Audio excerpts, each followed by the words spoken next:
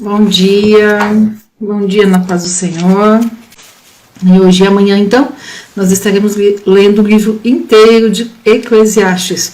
Hoje dos capítulos 1 ao 6 e amanhã do 7 ao 12. Então, embora Eclesiastes seja um livro curto, são só 12 capítulos, ele é um livro rico e ele é um livro profundo, precisa ler com atenção. O livro de Eclesiastes não é um livro que dá para a gente ler da mesma forma como a gente lê Salmos, como a gente lê os Evangelhos, simplesmente lendo. Ele nem permite isso, porque ele é um livro profundo, é um livro de sabedoria bem profundo. Cuidado que nós temos que ter. Quem usa a Bíblia católica, vamos citar diretamente para a gente poder falar melhor, vai encontrar nessa Bíblia um livro chamado Eclesiástico, tá bom?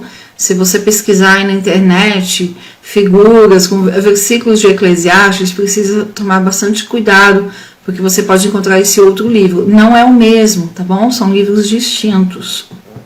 Nós precisamos, então, cuidar mesmo aí do livro.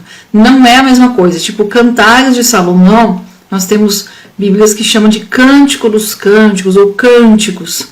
Aí sim é o mesmo livro. Cântico dos Cânticos, Cântico é o mesmo livro de Cantares. É o mesmo, só muda o título.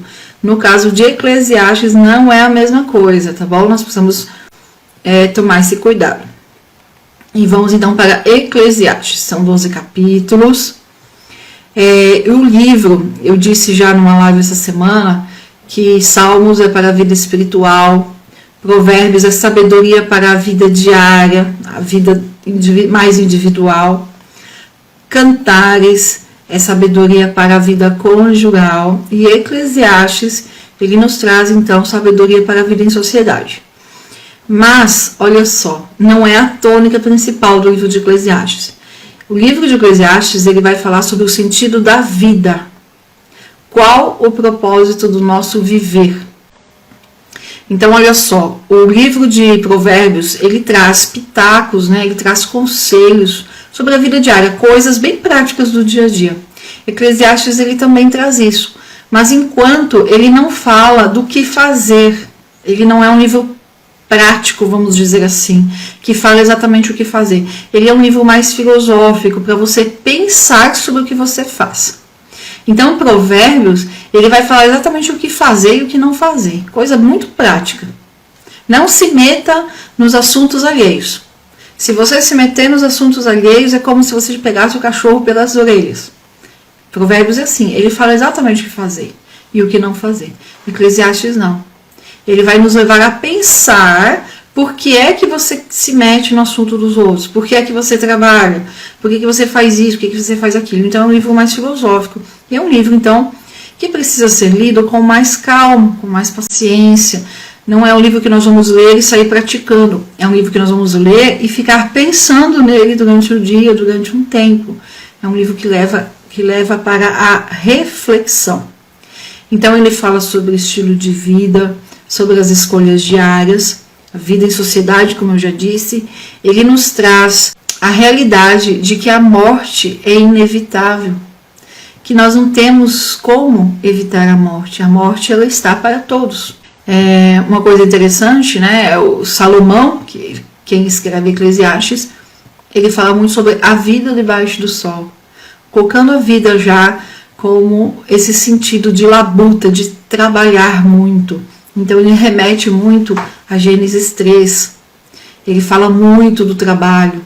Então, Eclesiastes, ele tem esse tom de fazer pensar sobre o sentido da vida. Ele pergunta muito: por que você trabalha? Qual é o sentido? Por que você trabalha tanto? O que você está fazendo da sua vida? Ele traz muito isso. E por justamente ter essa reflexão, por trazer essa questão de pensar sobre o sentido da vida, ele é lido, o livro de Eclesiastes é lido inteiro, os 12 capítulos, na festa dos tabernáculos, no sábado da festa dos tabernáculos. Por quê? Porque é uma festa de alegria, festa dos tabernáculos, uma festa de gratidão.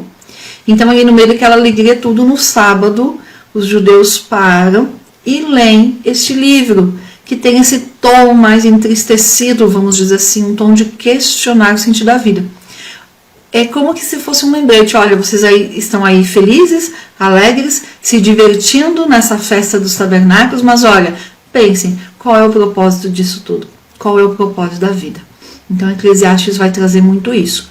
E nós, como servos de Deus, nós precisamos ler Eclesiastes e, ao invés de ficar entristecido, né, todo esse tom do livro, nós precisamos ler Eclesiastes e reforçar o sentido da vida para nós. Porque se é um livro que questiona o sentido da vida, eu preciso então firmar mais o meu sentido de vida. Qual é o propósito da vida? Qual é o propósito da sua vida? Qual é o propósito da sua vida? Nós temos que ler Eclesiastes e firmar o nosso propósito de vida. Não é entrar em dúvida, não é ficar entristecido como é o tom do livro, um livro mais triste, mas fortalecer o nosso propósito de vida. Então, não é um livro que é para ser lido, como eu disse, quando estamos com depressão ou quando estamos num momento de muito questionamento da vida, porque é um livro que vai nos afundar mais ainda no questionamento. Tanto é que muita gente fala que é um livro para a terceira idade, mas não é. É um livro que foi escrito para os jovens.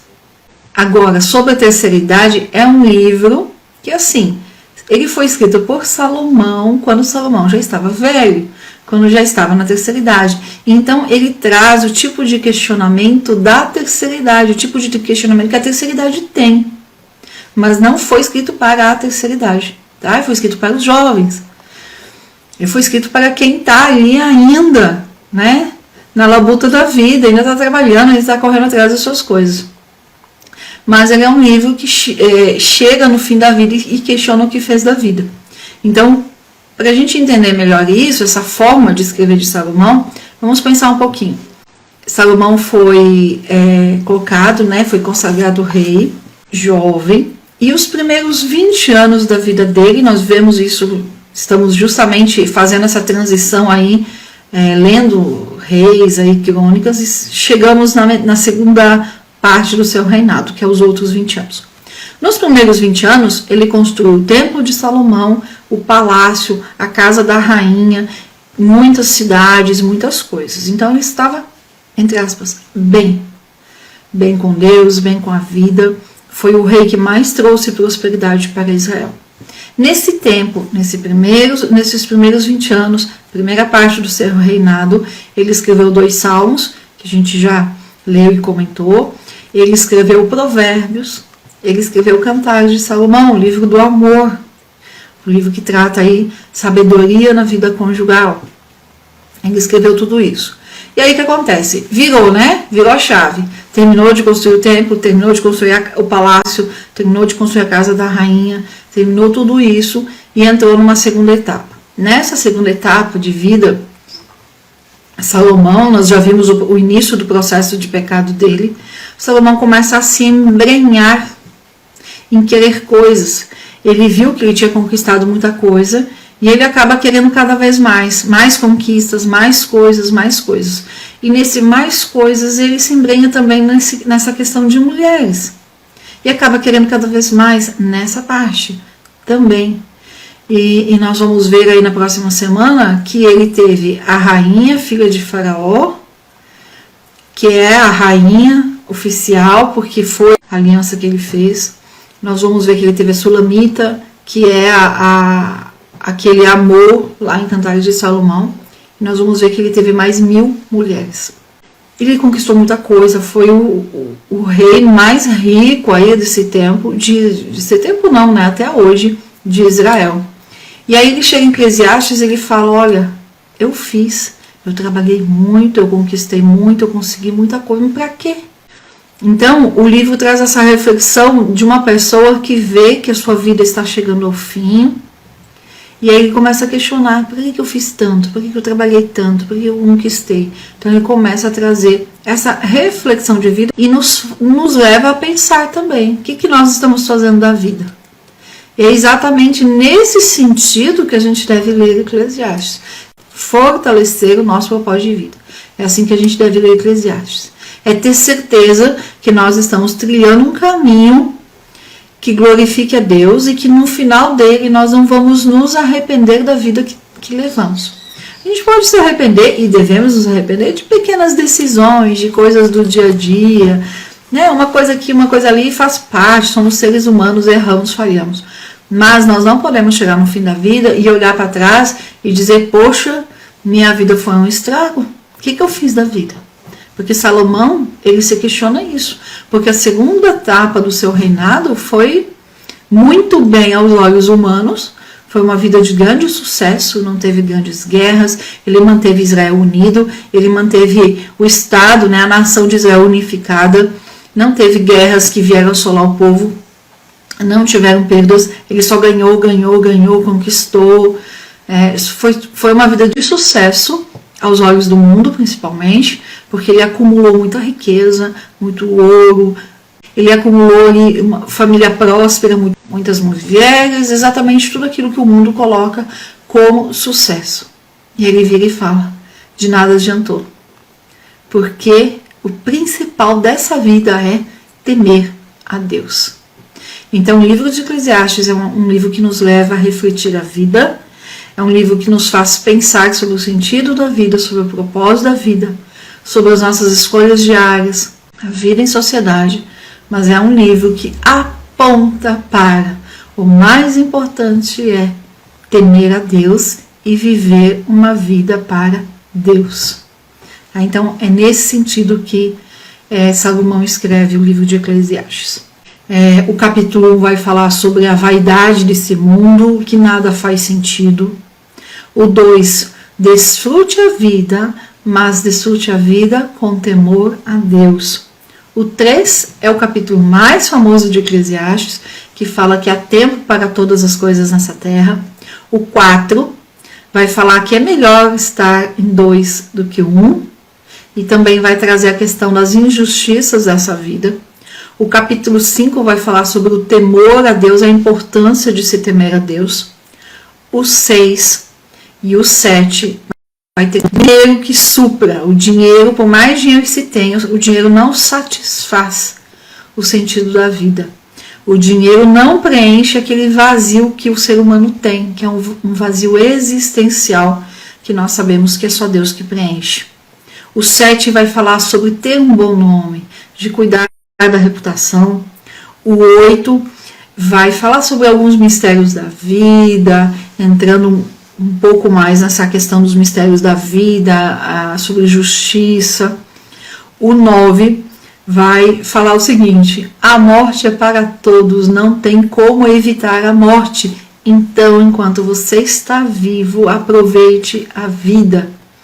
Goze da vida, aproveite. O 10 vai falar, então, ali, conselhos gerais, os deveres dos príncipes e dos súditos, e nos traz a questão da visão do reino. O 11, a felicidade do diligente, daquele que realmente se esforça. E o 12, encerrando ali, conselhos para os jovens e falando sobre o temor a Deus. É uma visão geralzona aí de Eclesiastes, tá bom? Então vamos lá no iniciozinho aí de Eclesiastes. Palavras do pregador. Então, que pregador? Filho de Davi, rei em Jerusalém. Vaidade de vaidades, diz o pregador. Tudo é vaidade. Que vantagem tem um homem de todo o seu trabalho? Então ele começa ali a questionar a questão de que nada faz sentido nessa vida. Salomão traz muito isso então aqui, de que nada faz sentido nessa vida. Essa palavra vaidade aqui tem a ver com nesse sentido, de que é ilusão.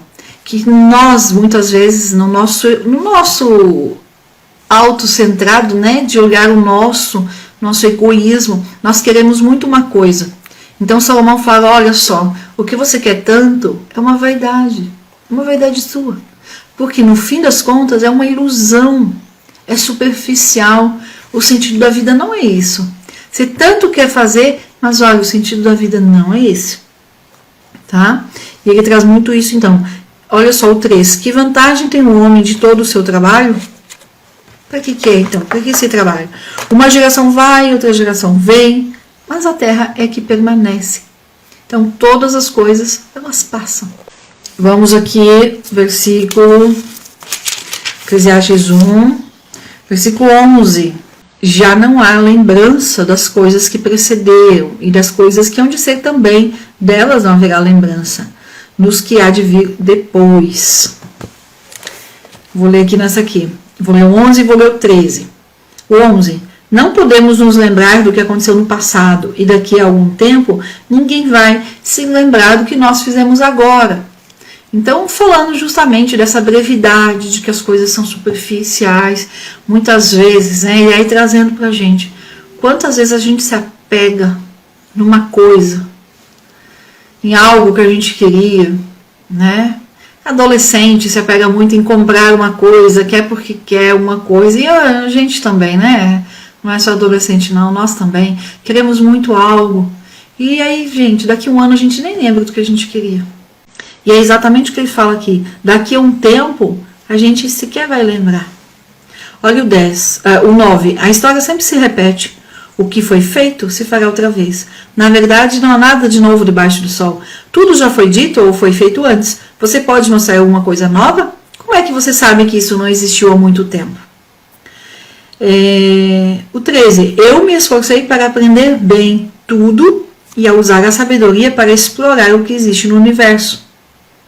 Descobri que Deus sobrecarregou o homem com trabalhos pesados. Então ele vai remetendo lá a Gênesis. Tenho visto tudo que é feito debaixo do sol. A vida é uma ilusão e é correr atrás do vento.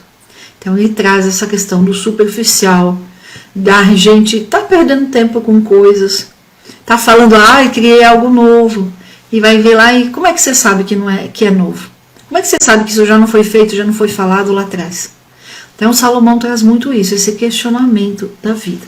O 17. Por isso, me esforcei bastante para ser sábio e conhecer a loucura e a insensatez, mas agora vejo que isso também é correr atrás do vento. Então, Salomão, já ali na sua idade avançada, ele fala, eu me esforcei. Quis conhecer tudo, eu quis experimentar tudo. E olha só, hoje eu vejo que foi correr atrás do vento. O versículo 18. Quanto maior a sabedoria, maior o sofrimento. Quanto maior o conhecimento, maior a tristeza. Então ele vem falar aí de algo que realmente acontece, é forte.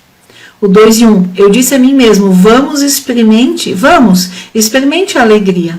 Aproveite a vida ao máximo. Que é o pensamento que nós vemos hoje no mundo. Aproveite a vida ao máximo, faça tudo que puder, faça tudo aquilo que você consegue, viva uma vida que você tem direito. E um pensamento que está no nosso meio cristão também, né, gente? Mas acabei descobrindo que isso também era inútil. Concluí que é bobagem viver rindo o tempo todo. Qual que é a vantagem de estar rindo o tempo todo? Ele pergunta aqui. Vamos ver aí na versão tradicional como é que tá. Disse ao meu coração, ora, vem, eu te provarei com alegria, portanto, goza o prazer. Mas eis que também isso era vaidade. Ou seja, essa palavra vaidade que ele usa aqui nas versões tradicionais tem a ver com superficial, com ilusão. É o sinônimo, então, para superficial, para ilusão. Do riso diz, está doido? E da alegria, do que serve esta? Assim, do que serve estar rindo o tempo inteiro? Busquei no meu coração como me daria o vinho e como reteria a loucura, até ver o que seria melhor que os filhos dos homens fizessem debaixo do céu durante o número dos dias de sua vida. Vamos voltar aqui para o 2, para essa versão aqui.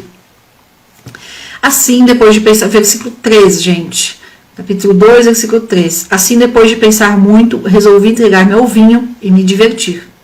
Olha, e essa é a parte que daí Salomão realmente se entrega aos prazeres aí. Nós vamos ver isso a partir da próxima semana lá em Reis, em Crônicas. Resolvi entregar-me ao vinho e me divertir, sem porém deixar de procurar sabedoria.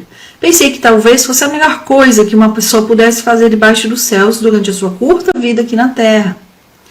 Depois eu procurei, olha só, nós vamos ver, por que nós estamos lendo Eclesiastes aqui? Nós estávamos lendo Reis, capítulo 9, 10 ali, né? Nós vamos entrar aí na segunda parte da vida de Salomão, do reinado de Salomão. Nós vamos ver que ele sai construindo coisas. Ele sai reformando cidades, construindo. E é exatamente o que ele faz aqui. Então, ele está contando aqui o quê? Que ele se entregou, então, ali ao vinho, a querer se divertir, a muitas festas. Ele viu que isso não estava dando aquele senso de realização que ele estava buscando, que é o que a filosofia chama de vazio existencial. E é o que a Bíblia nos mostra, que toda pessoa tem esse vazio existencial.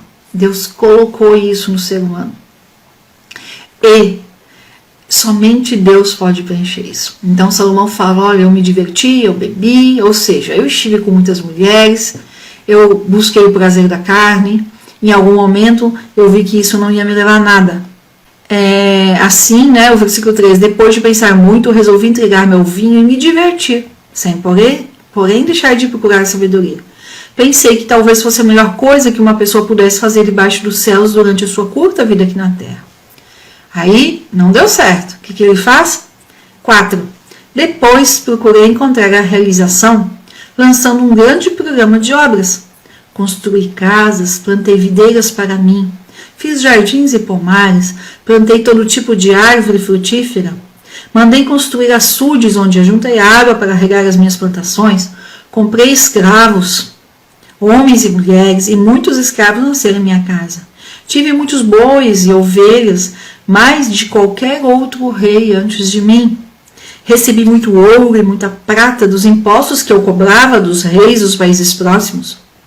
Nós vamos ver que no final do reinado de Salomão, ele coloca um imposto no povo tão pesado que o povo não está aguentando pagar esse imposto. Ele pesa a mão ali.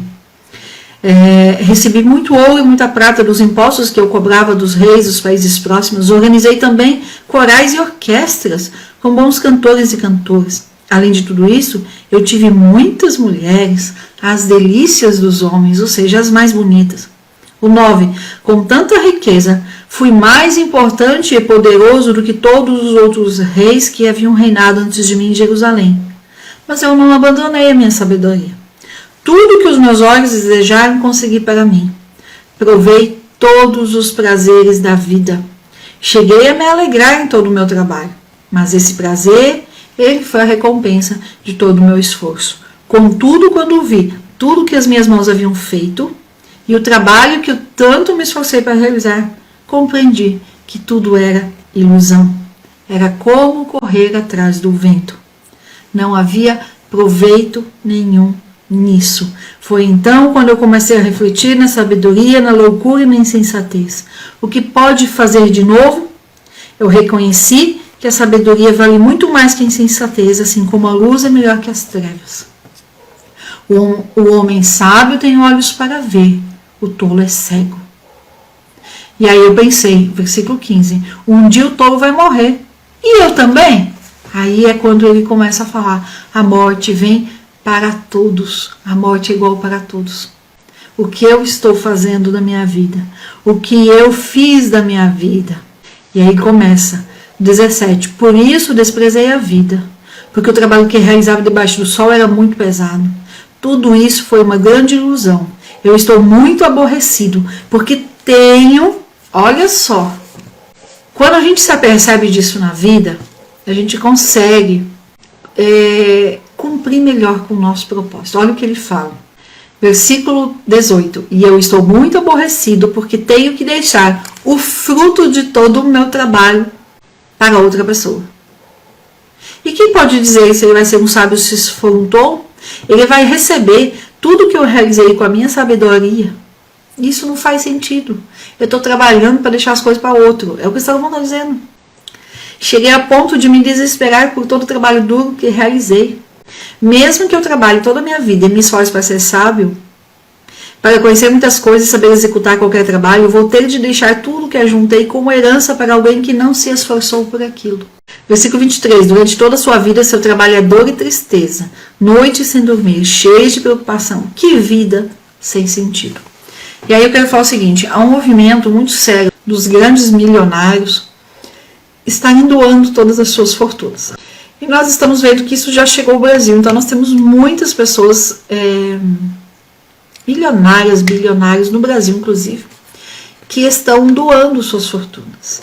Tem muitos homens dizendo: eu não vou deixar nada para os meus filhos, porque eles precisam aprender o valor da vida, eles precisam aprender a trabalhar, a conquistar as coisas. E é meio que esse tom aqui de Salomão. Ele fala isso: poxa, eu trabalhei tanto, eu vou deixar com meu filho, eu nem sei se o meu filho vai cuidar ou não vai cuidar, como é que ele vai viver a vida? E aí vem essa pergunta, né? Qual o sentido da sua vida? E o que nós estamos passando para a nossa família? O que nós queremos deixar? Herança, que são os bens, que é o que Salomão fala aqui, ou um legado? Eu creio que nós somos a geração que vai passar pelo arrebatamento. Eu creio isso com todas as minhas forças. Todos os sinais se cumprindo, falta muito pouquinho, pouquíssimos sinais para a vinda de Jesus. Então eu creio que se eu não passar pela morte física, não for, né, aconteceu algum acidente, Covid, sei lá, não aconteceu alguma coisa assim que me leve para a morte física, eu creio que nós somos a geração que vamos ver o arrebatamento. De qualquer forma, né, eu sempre falo assim: os nossos pés precisam estar fincados aqui na terra. Nós precisamos viver a nossa vida como se Jesus nunca fosse voltar. Ou seja, trabalhando, estudando, desenvolvendo, buscando, criando nossos filhos, cuidando da nossa família, como se Jesus nunca fosse voltar, materialmente falando. Mesmo porque existe um pensamento, já nos tempos de Paulo já acontecia isso, e hoje é muito forte: se Jesus está voltando, por que eu vou fazer uma faculdade? Se Jesus está voltando, por que eu vou trabalhar?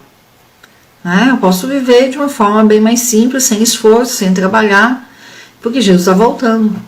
Então não, nós precisamos, a Bíblia nos ensina a trabalhar, a cuidar da nossa vida, como se Jesus nunca fosse voltar, cuidando dessa vida aqui. Espiritualmente, nós devemos viver a vida da seguinte forma: como que eu pisco aqui e abro os olhos no céu. Eu tenho que estar pronto para não piscar de olhos. Esse piscar, dá uma piscadinha aí. Eu tenho que estar pronto espiritualmente para não piscar de olhos, fechar o olho aqui e abrir no céu. Tá? Então nós vivemos essa dualidade: a vida material e a vida espiritual. Agora, eu tenho colocado as minhas forças em deixar herança para os meus filhos e viver o que Salomão fala aqui, de trabalhei, usei toda a minha vida para conquistar, para ter coisas, para construir, e eu não sei nem se os meus filhos vão cuidar disso. Eu estou colocando toda a minha energia em deixar uma herança, ou eu estou colocando todas as minhas forças em deixar um legado? O que tem a ver? Qual que é a diferença de herança e legado? Herança é o físico, é o material, são as coisas desse mundo. Legado, ele tem a ver com o propósito de vida. Legado tem a ver com o espiritual. Legado tem a ver com deixar um exemplo, um testemunho de vida que influencie gerações. E eu sempre me pergunto, eu já perguntei para Helena: filha, o que a mamãe faz o dia inteiro, né? Porque ela não tem nem 5 anos ainda, tá para fazer 5 anos, que a gente precisa traduzir um pouquinho, né? Falar na linguagem da criança. Então eu pergunto para ela: filha, o que a mamãe faz mais? O que você vê a mamãe fazer no dia todo? E isso tem a ver com legado. Se a minha filha disser: eu vejo a mamãe limpando a casa o tempo inteiro, poxa, será que isso é o mais importante? Quando a gente fica doente, qual a primeira coisa que a gente faz? A gente acha muito bonitinha a criancinha, a gente vê os vídeos, né? A criancinha que tá ali orando, com as mãozinhas estendidas. É isso que a gente faz? É isso que ela tá aprendendo? O primeiro desespero, a primeira crise, a primeira dor, seja uma dorzinha de cabeça, um mal-estar, por alguma coisa que comeu. O que a gente faz? Que legado que nós estamos construindo, que legado que nós estamos deixando para os nossos filhos, para a nossa família? Janaína, meus filhos já cresceram. Para os nossos netos. Que legado que nós estamos deixando? Qual o testemunho que nós estamos deixando para os nossos vizinhos? Para o lugar onde nós convivemos. Seja um vizinho, seja a comunidade de fé. É importante ter uma herança.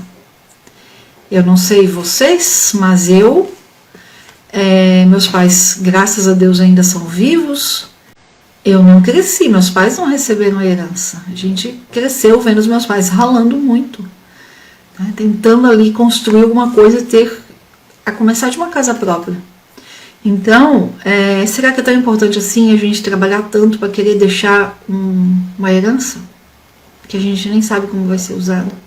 Será que as pessoas, para ter uma vida boa, para serem felizes, elas precisam de que a gente deixe herança? Será que os nossos filhos precisam disso? Ou eles precisam mais saber que né? A Helena, ela só, quando ela cai, né?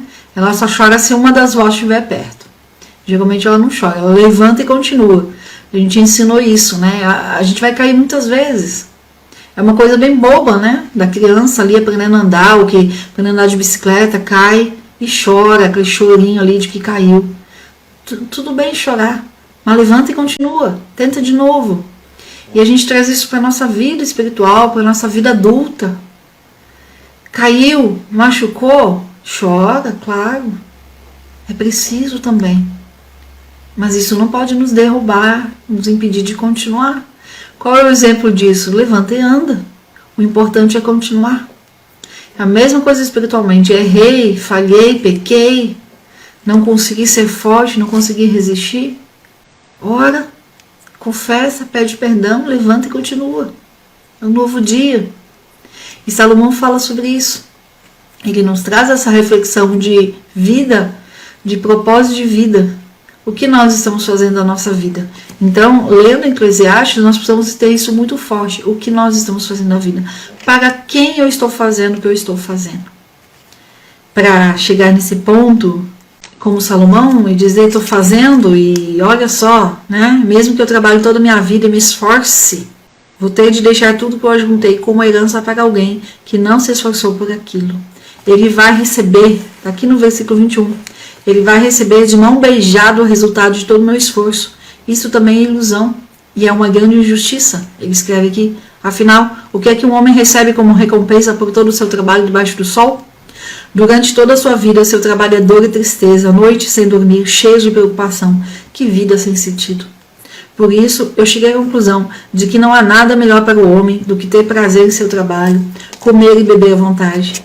Também vi que até mesmo esse prazer vem de Deus, porque ninguém pode se alegrar ou se alimentar sem Deus. Deus dá sabedoria aos que o agradam, além de conhecimento e de alegria, mas se um pecador ficar rico, Deus tira dele a riqueza e entrega a quem o agrada. Tudo isso é ilusão, é como correr atrás do vento. E aí Salomão vem e fala, olha, desfrute, viva cada fase da sua vida. Viva bem, não pule processo, não pule fase. Se hoje é o tempo de ficar em casa, fique em casa, mas não fique reclamando por não poder sair. Viva bem esse tempo em casa. Recorra a Deus, recorra à Bíblia, busque sabedoria para viver bem esse tempo em casa. Muitas vezes a gente fica reclamando de não estar vivendo aquela fase, de não estar podendo sair e estar perdendo de desfrutar o tempo aqui em casa. Os laços da comunhão, desenvolver a harmonia, aprender a olhar para o outro é o nosso que vive debaixo do mesmo teto que a gente. Marido, mulher, filhos, netos. Não tem ninguém, vive sozinha, vive só com mais o cônjuge, os filhos ou não vieram, ou já cresceram e saíram. Use o tempo para se conhecer melhor, para servir a Deus melhor. É o que a gente lê no capítulo 3. Quem leu Eclesiastes, né, sabe que o que eu estou falando, não estou falando de mim, eu estou falando do que está aqui. É só ler aí que eu estou, né?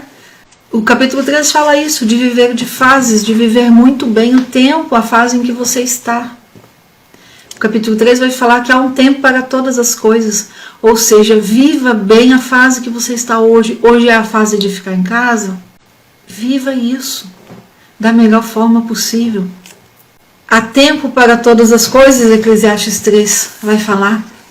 E muitas vezes a gente quer pular uma etapa, a gente quer ignorar uma etapa, não quer viver aquilo, mas precisa passar por isso, precisa viver isso. Não dá para a gente querer mudar as coisas de lugar, porque a vida é assim. O versículo 9, que vantagem o homem tem com todo trabalho pesado? Tenho visto o trabalho que Deus deu aos filhos dos homens para afligi-los. Todas as coisas têm seu valor quando são feitas na hora certa. Eu estou lendo capítulo 3, versículo 11. Deus colocou o anseio pela eternidade no coração do homem, mas assim mesmo ele não consegue entender completamente os planos e as obras de Deus. Então esse anseio da eternidade é esse vazio existencial que a gente fala. Muitas vezes as pessoas procuram preencher esse vazio na comida, no luxo, no prazer carnal, no sexo, no ficar com várias pessoas.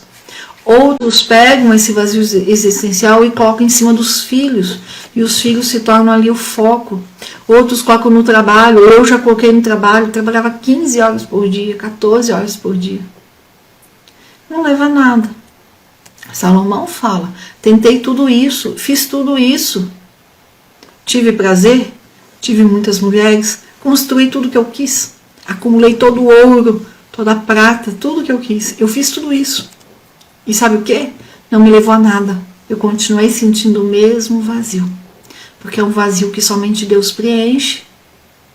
E nós precisamos estar conscientes disso, que é um vazio que somente Deus preenche.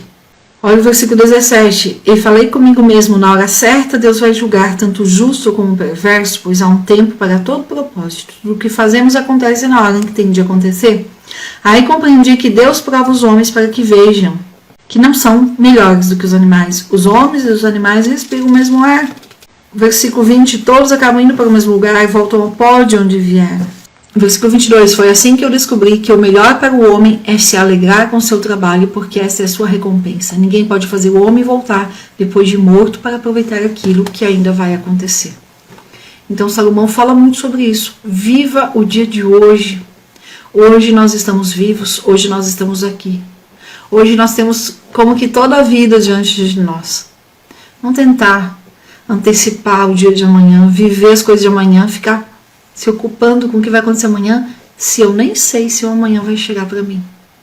Então, Eclesiastes fala muito sobre isso, sentido da vida, viver o hoje, não pular fases, não pular etapas, viver o dia de hoje, cuidar com o que nós estamos nos ocupando, cuidar com onde nós estamos colocando a nossa energia. Então, Salomão fala muito sobre isso. O capítulo 3 aí, a gente conhece mais os primeiros 8 versículos, há tempo para todas as coisas.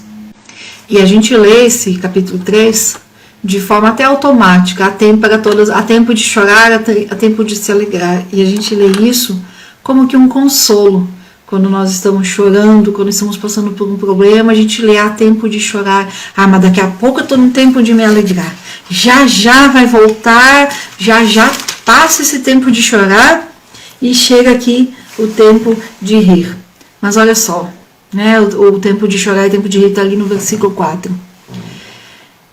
Não é só isso, isso é o superficial do que está escrito. O versículo é mais profundo.